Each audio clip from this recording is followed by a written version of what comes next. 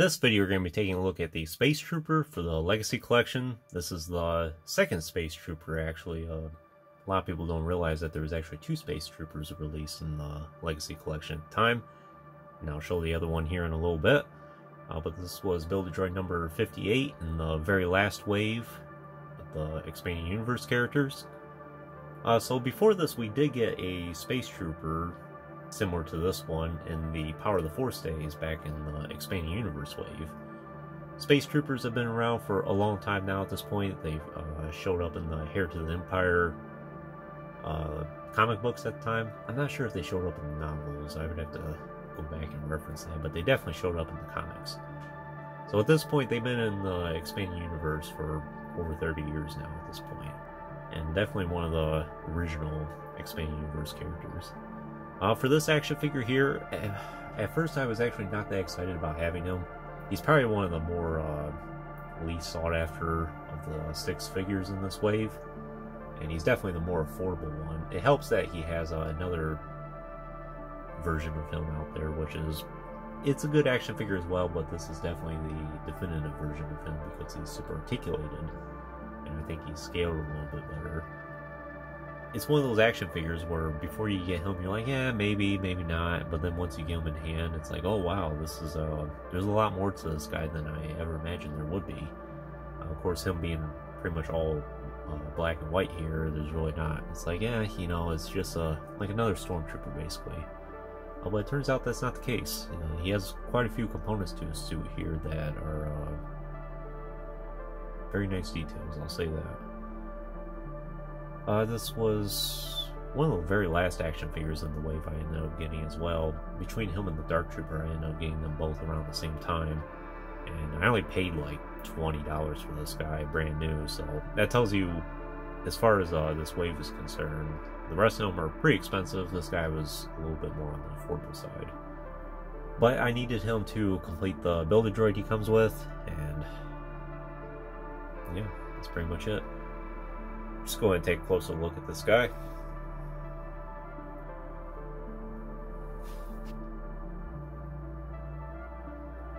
So the sculpting work on him is really impressive. It's almost debatable if this is even a human underneath or if it's a droid. I'm pretty sure they're human though. You see the resemblance of a Stormtrooper in his helmet there. A little bit different though, much more heavy duty. He has his shoulder pads here, which are, they do have some flex to them, so you can articulate his arm a little bit more.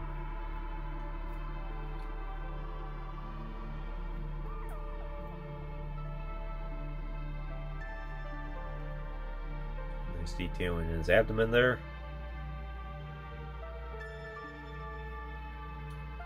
For his weapons, he really didn't even come with any weapons, but they're sculpted into his arms here. As you can see, he has the blasters there.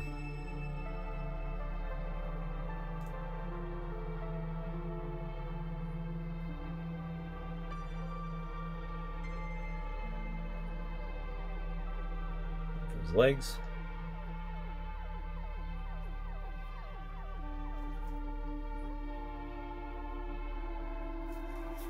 He has a very large footprint as well, similar to like the Dark Trooper and Crook I talked about previously. So he really doesn't have any problem standing on his own.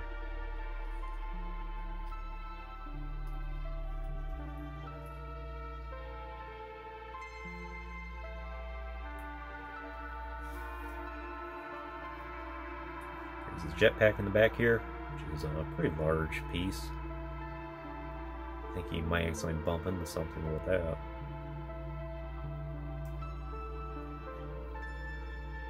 In terms of his articulation, he does have a ball joint neck, but he's kind of restricted because of the size of his helmet. So he pretty much just looks side to side. He can look up a little bit and he can look down some. Not a whole lot though, but he pretty much has all the range of motion that you're going to want him in. A character like this is not going to be the size he is and the bulkiness of his suit here. You're not going to get a whole lot of posability out of that anyway. He does have hinge at the shoulders. The shoulder pads there do have Some flex to them to allow for that. Better articulation.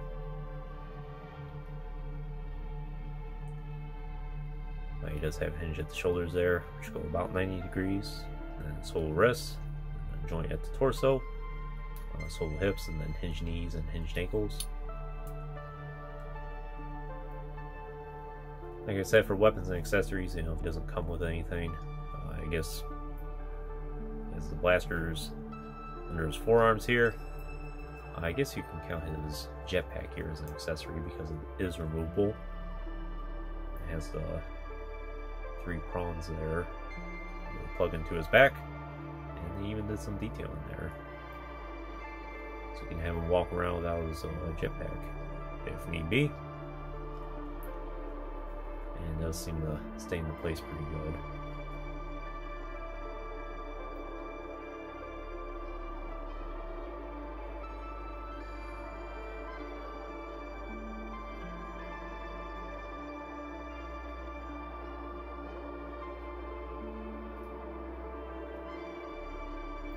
Unfortunately, it looks like mine's a little bit yellow. It's not too bad.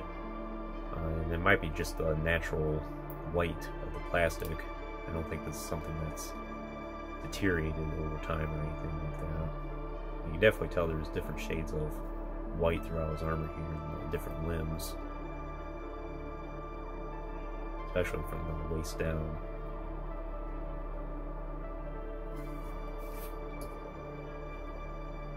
Of course, he does come with a Build-A-Droid part here, and in this case, he ends up coming with the right leg. The Dark Trooper came with the left one. I think Crook I reviewed previously came with the right arm.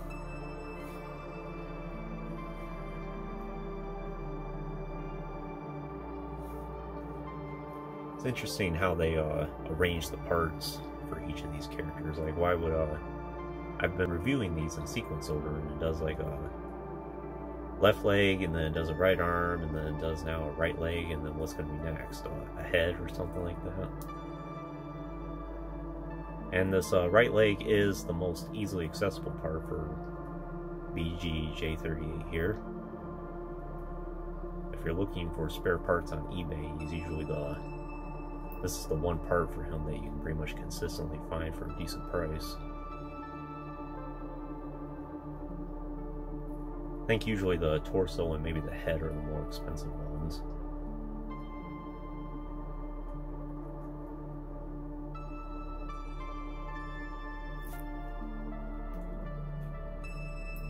And as I mentioned towards the beginning of the video, there are 2 Space Troopers in the Legacy Collection. And we also got the other one in the blue and white packaging, the first round of it. And it's this one here. This Space Trooper appears outside the Death Star in A New Hope, and you can see him just for a second once the Millennium Falcon is about ready to dock inside the Death Star. You can see 2 different concepts for the Space Trooper. It makes you think a little bit about this. So, is it something like an evolution of the Space Trooper where they go from basically Stormtrooper armor to this? Or is this guy not really a Space Trooper at all? He just happened to be a Stormtrooper that they said, hey, get out there outside the Death Star there and just throw on a oxygen tank or something like that. And this is the real Space Trooper. There is about a 25-30 year gap between these 2 in the expanding universe. So perhaps it's an evolution. And then that makes you wonder about other questions like, oh, is a Space Trooper Corps or something like that that's under the Imperial Army? Lots of questions to be answered. They look pretty good together. Nice to see 2 different concepts.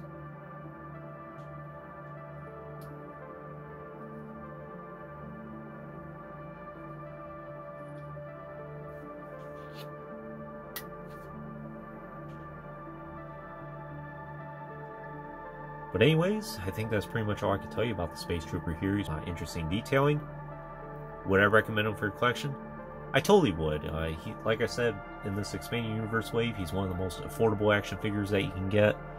So if you're looking to complete this set eventually, this is probably the first one to get into if price is a concern for you.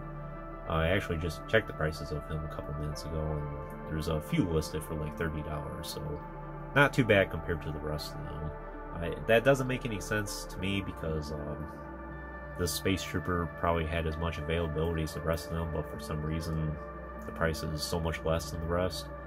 I don't know. He did get re-released eventually in the Saga Legends line, in the Shadow of the Darkside package. But even with the re-release in mind, I would think that because this Legacy Collection figure includes the Build-A-Droid part to a droid that's particularly in high demand, and the rest of the parts seem to be very expensive to get a hold of, that it would factor into the price of this one, but who knows? This is one of the cheaper action figures later on in the Legacy Collection. Even this wave aside, a lot of the other ones can be kind of expensive as well. Still, he's a very nice action figure. Highly recommended. Even if you're looking at him at first glance, it's like, yeah, there's not a whole lot to him. I think there actually is. I had very low expectations for this guy, and then he far exceeded them. Very happy to have him in my collection. Wouldn't mind having another one at some point even. And I would recommend him in your collection as well. But anyways, that concludes this review. I hope you enjoyed it. Stay tuned for plenty more reviews in the future. There will always be more to come.